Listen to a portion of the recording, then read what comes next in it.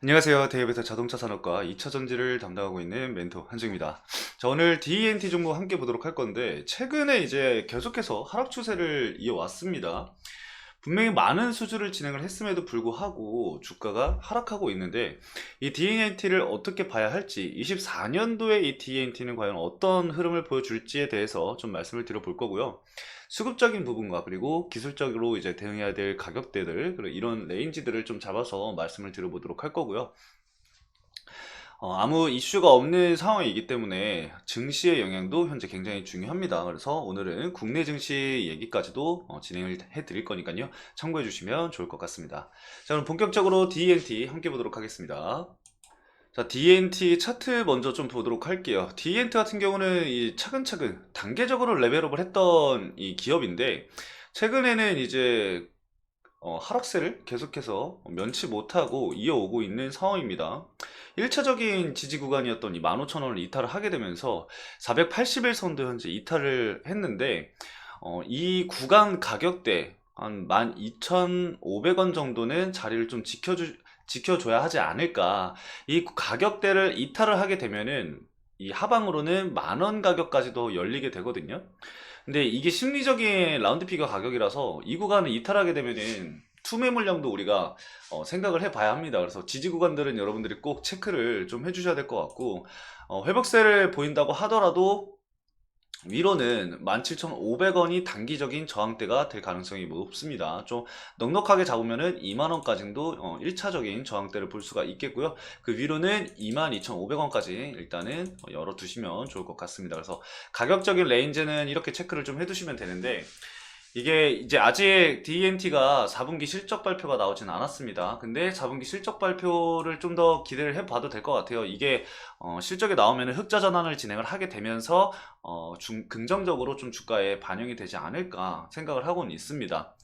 그러면은 이 DNT의 투자 포인트는 과연 어떤 부분으로 봐야 할 것이냐?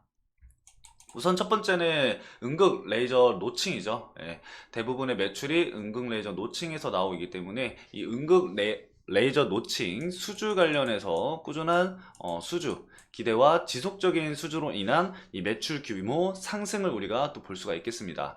자, 그리고 두 번째는 바로 ASP인데, 평균 단가, 평균 판매 단가라고 보시면 됩니다.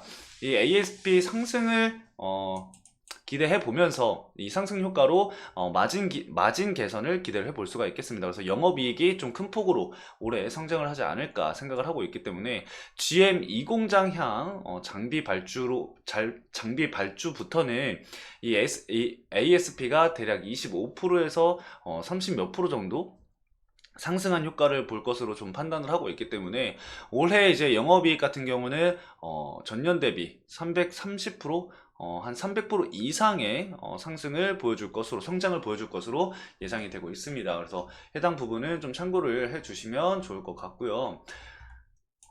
현재 4분기에 나왔던 이 DNT의 수주를 좀 살펴보면은 뭐 LG 에너지 솔루션 미시간주에 납품한 부분, 그리고 얼티엄셀, 그리고 넥스트스타 에너지, 그리고 HLI 그린파워, 이렇게 네 곳에 납품을 진행을 했습니다. 그래서 앞으로도 이 해당 공장들의 증설을 통해서 이 공장들에게 수주 발주가 앞으로 이어질 것으로 판단이 되고 있습니다. 그래서 24년도에는 그런 수주들을 우리가 기대를 해보면서 영업이익 개선과 그리고 매출액 상승 부분을 통해서 실적 개선이 완벽하게 나와주면서 주가가 다시금 회복할 수 있는 그런 흐름이 나오지 않을까 좀 체크를 해보시면 좋을 것 같아요. 그래서 수급적인 부분도 좀 살펴보면은 금융투자 쪽에서 이제 매수세가 꾸준히 유입이 되고 있습니다. 뭐 자금은 그렇게 크지는 않지만 꾸준히 매수세가 유입이 되고 있다는 점을 긍정적으로 좀 해석을 할 수가 있겠고, 외국인 자금도 최근에 계속해서 들어오고 있는 상황입니다. 이 저가 부근에서 이제 매수세를 유입을 하고 있다는 것은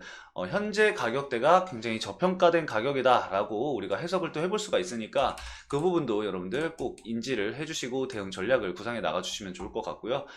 수급적인 측면을 좀 살펴볼 건데, 주가가 하락했던 시점, 반등이 나왔던 시점부터 보면은 10월 말부터 좀 살펴보도록 할게요. 10월달 말부터 보면은 토스증권에서 13만 주 정도 보유를 하고 있는 상황이고요. NH투자증권에서 11만 주, 그리고 모건스탠리에서 대략 7만 주 정도를 보유하고 있는 상황입니다. 그래서 지금 현 시점에서 가장 중요한 거는 이 토스증권에서의 물량이 과연 나오는지, 매도 물량으로 출회가 되는지를 우리가 체크를 좀 해봐야 될 것 같고, NH투자증권에서도 마찬가지입니다. 그래서 토스, NH투자증권에서 과연 보유하고 있는 물량을 꾸준히 매수세를 유입을 하면서 늘려가는지, 아니면은 매도 물량이 출회가 되면서 하방 견인을 하게 되는지는 앞으로 우리가 지켜봐야 될 숙제다라고 보시면 좋을 것 같아요. 자, 그러면은 이제 수급적인 부분은 여기까지 말씀을 드리고, 국내 증시도 한번 살펴보도록 하겠습니다. 오늘 영상 촬영한 2차전지 기업들 대부분의 이 영상에 제가 이 수급적인 부분들과 그리고 국내 증시 관련해서 얘기를 해드리고 있는데, 국내 증시가 현재는 2차전지 관련주들에게는 좀 중요하다고 생각을 해요. 왜냐면은 현재 2차전지 기업들이 수급적인 측면이 좋지가 않은 상태잖아요, 전반적으로. 그렇기 때문에 이 증시 자체도 무너져 버리면은 2차전지 관련 기업들이 더 추가적인 하락세, 즉 무너지는 자리가 나올 수가 있기 때문에 현 시점에서는 증시 반등이 나오는 것이 굉장히 중요하다라고 좀 말씀을 드릴 수 있을 것 같아요. 그래서 국내 증시의 현재 상황과 그리고 앞으로 좀 어떤 부분을 봐야 하는지 간단하고 빠르게 좀 말씀을 드려보도록 하겠습니다. 자, 일단 국내 증시 같은 경우는 홍해랑 그리고 북한 관련 지정학적 리스크로 인해서 이 환율이 급등했던 부분과 그리고 연준 이사의 매파적인 발언, 중하권 증시 급락으로 인한 이 패닉셀링 장세가 이어지면서 이 조정을 받고 있는 상황입니다. 당분간은 이 연준의 금리 인하 기대감 후퇴와 그리고 시장금리 상승 등 매크로상의 부담 요소가 상존할 가능성이 굉장히 높은 상황입니다. 그래서 우리가 이 지수 하락에 대해서 어느 정도 리스크는 감안해야 된다라고 보시면 될 것 같고, 지금 코스피가 연초 이 고점 대비 8.9% 하락을 한 상황이고요. 그리고 코스닥 같은 경우는 6.4% 정도 하락을 한 상황입니다. 근데 우리가 보통 이 조정장에 진입했다라고 할 수 있는 게 10% 정도, 고점 대비 10% 정도 하락을 했을 때 조정장에 진입했구나 라고 판단을 해볼 수가 있는데, 아직까지는 이 추세 붕괴 우려를 키우는 이 조정장세에 진입했다고는 볼 수는 없습니다. 하지만 이 코스피가 지금 1월 3일부터 계속해서 이 하락하는 구간에서 반등도 제대로 못하고 2500선, 심리적인 지지 구간이었던 2500선을 이탈을 했다는 점이 많은 이들로 하여금 이 공포 심리를 자극하고 있다라고 해석을 좀 할 수가 있을 것 같고요. 지난해 연말부터 이 순매수세를 이어왔고, 그리고 국내 증시의 방향성에 대해서 엄청나게 큰 이 영향력을 행사하는 어디죠? 바로 외국인이죠. 이 외국인이 최근에 2거래일 동안 순매도를 때렸거든요. 어느 정도 때렸냐? 바로 1조 원이 넘는 금액을 순매도를 때렸습니다. 이 부분도 사실상 이 투자 심리를 위축시키는 요인 중에 하나였다라고 볼 수가 있겠고, 이러한 복합적인 부분들이 겹치면서 최근 이 패닉셀링 장세를 유발했다라고 해석을 할 수가 있겠습니다. 결국에는 이 패닉셀링 분위기를 환기시키기 위해서는 뭐가 필요하다? 바로 조정 원인들을 제공을 했던 요소들을, 불확실성 요소들을 해소를 해야 되는데, 그 요소들이 어떤 요소들이 있느냐? 바로 첫 번째는 연말 랠리의 과도한 인식, 그리고 두 번째가 어닝쇼크죠. 4분기 실적에 대한 어닝쇼크, 그리고 세 번째가 지정학적 리스크다. 그리고 네 번째가 뭐다? 바로 연준입니다. 자, 연준은 어떤 부분이냐? 바로 연준 정책의 불확실성입니다. 자, 이렇게 네 가지 요소가 해소가 돼야 되는데, 첫 번째부터 좀 살펴보도록 할게요. 자, 이 중에서 이제 연말 랠리 부담 같은 경우는 이미 해소가 된 상황이기 때문에 지우겠습니다. 자, 두 번째, 실적 쇼크. 이 실적 시즌 불안감도 사실상 이 밸류에이션 조정을 통해서 소화하고 있는 과정이기 때문에 이것도 지우겠습니다.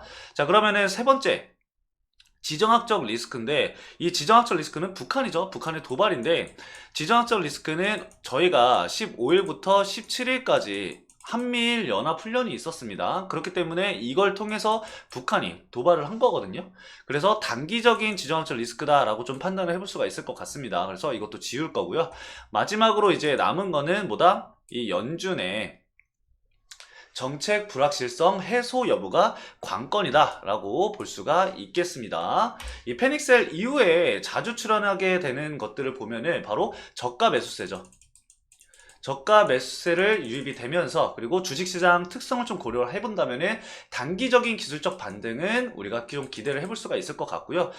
그리고 이제 2차 전지 관련 기업들은 아무래도 올해 빅 이슈가 있죠. 어떤 빅 이벤트냐? 바로 미국의 대선입니다. 이 부분에서 좀 집중을 해야 되는데, 최근 이 트럼프 전 대통령이 미국 공화당의 첫 번째 대선 후보 경선이 이 아이오와주 코커스에서 50% 이상의 득표율을 받으면서 압도적인 1위를 차지를 했다고 합니다. 진짜 대단하다고 생각을 해요. 일단은 이 트럼프가 되면 안 되는데, 바이든 대통령이, 현 대통령이 나이가 좀 많습니다. 그래서 어느 정도 이 트럼프의 당선 가능성이 좀 높아지고 있다라는 통계가 나오고 있는 상황이기 때문에, 이거는 좀 앞으로 좀 지켜봐야 될 부분이다라고 좀 말씀을 드릴 수 있을 것 같고, 트럼프가 왜 되면 안 되냐? 트럼프는 이 IRA에 대해서 역사상 가장 큰 세금 인상이라고 얘기를 하면서 이 친환경 에너지에 대한 반감을 계속해서 표현해 왔습니다.